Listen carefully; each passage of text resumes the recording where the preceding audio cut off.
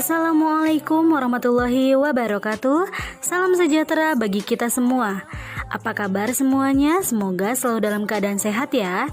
Bertemu lagi dengan saya, Ibu Tresna, pada mata pelajaran IPS kelas 8. Pada pertemuan kali ini, kita akan membahas materi tentang pendistribusian kembali pendapatan nasional atau yang sering disebut dengan redistribusi pendapatan. Tujuan dari mempelajari materi tersebut, siswa diharapkan mampu mendeskripsikan pengertian redistribusi pendapatan nasional, menjelaskan program redistribusi untuk pemerataan distribusi pendapatan di Indonesia, dan menyebutkan beberapa alternatif praktik redistribusi pendapatan di Indonesia. Maka dari itu, simaklah baik-baik materi yang akan disampaikan dan jangan lupa untuk menyiapkan terlebih dahulu alat tulis agar kalian dapat mencatat bagian terpenting dari materi yang akan disampaikan tentunya. Selamat menyaksikan ya. Sebelum belajar, alangkah lebih baiknya kita berdoa terlebih dahulu menurut agama dan kepercayaannya masing-masing agar proses pembelajaran kali ini dapat berjalan dengan lancar dan mudah untuk dipahami. Pada video pembelajaran sebelumnya, kita telah membahas materi bagaimana upaya peningkatan ekonomi maritim dan agrikultur. Tentunya usaha-usaha di bidang ekonomi bermuara pada tujuan yang sama, yaitu menyejahterakan masyarakat secara adil dan merata. Akan tetapi sampai saat ini masih terdapat masalah dalam pendistribusian pendapatan. Kesenjangan atau ketimpangan antara masyarakat yang berpendapatan tinggi dengan rendah masih sangat berbeda jauh. Coba kalian perhatikan gambar berikut. Pada gambar tersebut, kalian dapat melihat bahwa di balik gedung tinggi pencakar langit masih banyak terdapat pemukiman yang tidak layak huni. Dengan begitu, dapat menandakan bahwa adanya ketimpangan antar masyarakat yang salah satunya disebabkan oleh pendistribusian pendapatan yang tidak merata.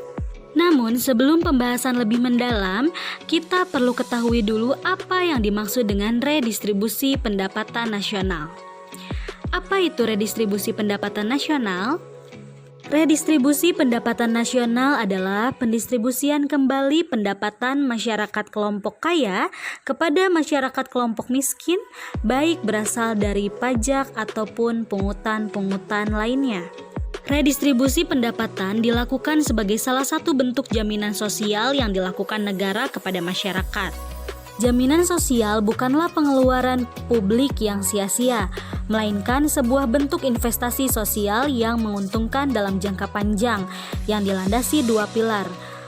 Dua pilar yang utama, yakni redistribusi pendapatan dan solidaritas sosial. Redistribusi pendapatan dapat berbentuk vertikal dan horizontal. Redistribusi vertikal menunjukkan pada transfer uang dari orang kaya ke orang miskin. Di sini jaminan sosial merupakan bentuk dukungan warga masyarakat yang kuat kepada warga masyarakat yang lemah secara ekonomi. Sedangkan redistribusi horizontal adalah transfer uang antar kelompok, yaitu dari kelompok satu ke kelompok lainnya.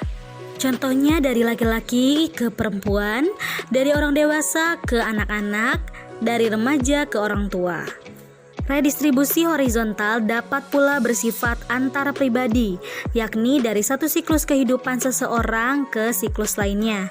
Jaminan sosial pada hakikatnya merupakan dukungan finansial yang diberikan kepada anak-anak yang kelak membayarnya manakala sudah dewasa, yang diberikan kepada orang sakit yang membayarnya manakala sehat, atau yang diberikan kepada para pensiunan yang telah mereka bayar pada saat masih bekerja.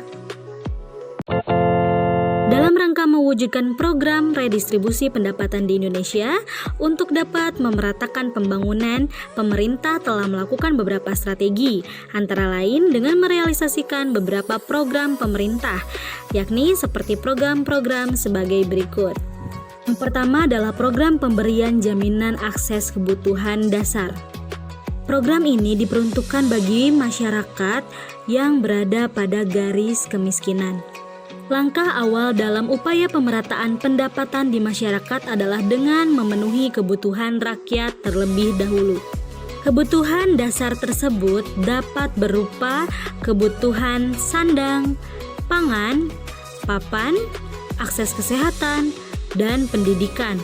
Strategi yang dibutuhkan oleh pemerintah untuk pemenuhan kebutuhan dasar rakyat adalah seperti bantuan langsung tunai, bantuan tunai bersyarat atau disebut juga program keluarga harapan, jaminan sosial, bantuan operasional sekolah, dan beasiswa untuk memenuhi akses pendidikan bagi mereka yang kurang mampu, serta jaminan kesehatan masyarakat atau dapat berupa asuransi kesehatan.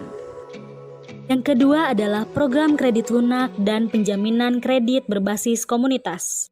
Pada tanggal 5 November 2007 diresmikan program kredit usaha rakyat atau disingkat dengan KUR.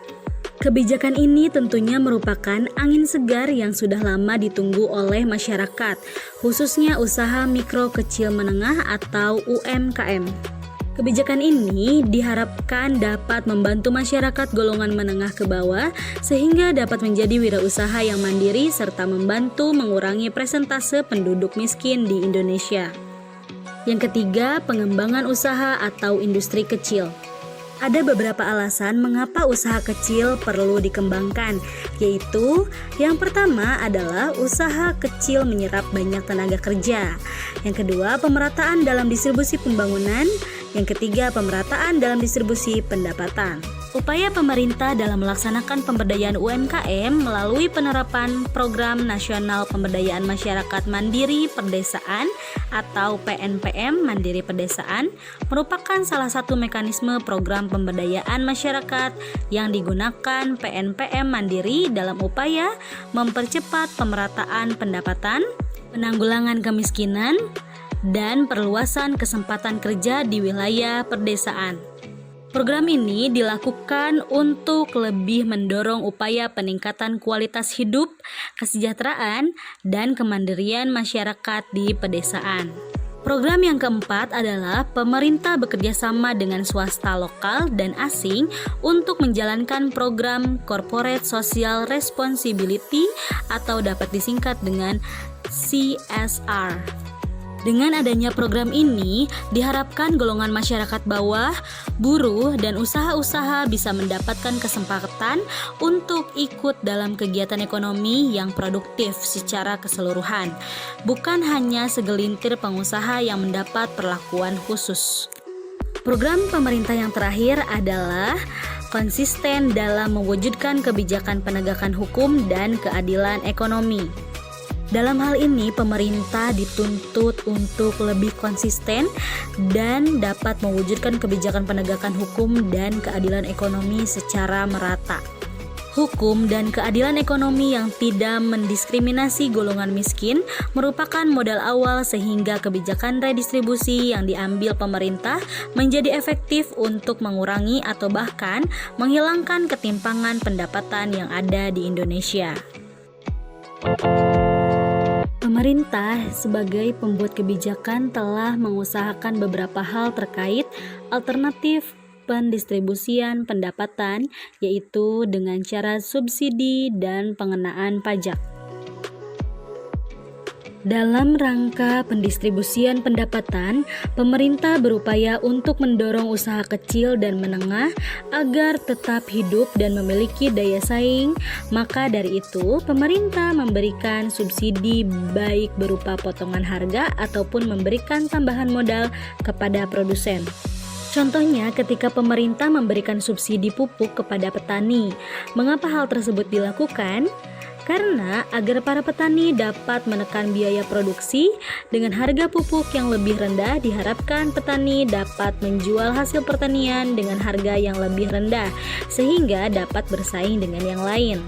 Contoh lainnya seperti subsidi BBM yang diperuntukkan bagi kalangan menengah ke bawah. Dengan adanya pemberian subsidi bahan bakar ini diharapkan dapat menekan biaya transportasi masyarakat. Selain subsidi, cara lain yang digunakan pemerintah untuk mendistribusikan pendapatan adalah dengan pengenaan pajak. Pernahkah kalian mendengar atau melihat slogan tersebut? Jika pernah, Berarti itu adalah bentuk himbauan dari pemerintah kepada rakyat agar dapat membayar pajak. Lalu apa itu pajak? Pajak merupakan sejumlah uang tunai yang dibayar oleh rakyat kepada negara yang sifatnya dapat dipaksakan berdasarkan undang-undang. Adapun berbagai macam jenis pajak dapat kalian lihat pada gambar tersebut. Dari hasil pajak itulah pemerintah dapat membiayai pembangunan dan hasil pembangunan inilah yang akan kembali ke rakyat. Lalu dapat dikatakan sebagai redistribusi.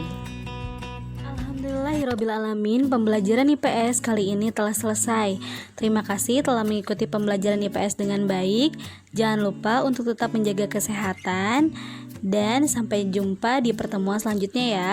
Wassalamualaikum warahmatullahi wabarakatuh.